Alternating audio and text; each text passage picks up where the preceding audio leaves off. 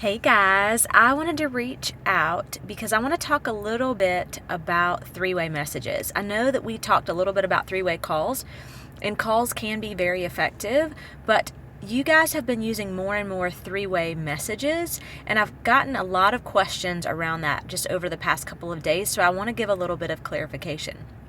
So, you've started talking to a prospect. They want to know more about Plexus. They maybe want to know more about the business. It's somebody you've talked to in the past that was interested and now they've gone cold.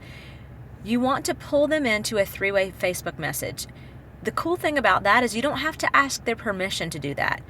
You don't have to set up a time with your sponsor in Plexus. You don't have to set up a time with me. You can pull somebody in and say, the introduction is very, very important. So let's say I'm going to use Amy as an example. So Amy says, I talked to Jill 6 months ago. She was mildly interested about Plexus. I gave her a sample, and then I never heard from her again, and I can't get her to respond to me. So she might pull Jill into a message, a three-way message on Facebook with me and say, hey Jill, it's Amy. I know that you had tried Plexus a while back. I want you to meet my sister-in-law, Kelly. She feels amazing on the products, and she just got a Lexus with Plexus this past weekend, and I really want you to hear a little bit about her story. I recommend that Amy does that with a voice message on Facebook Messenger versus just typing that out.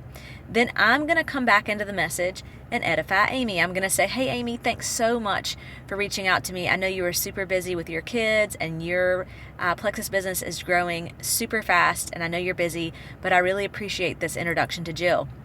And then I would go into telling Jill about my experience with the products, my experience with the business. I'm also going to put my picture of one of my before and afters, maybe a picture of me in my Lexus or of something like that.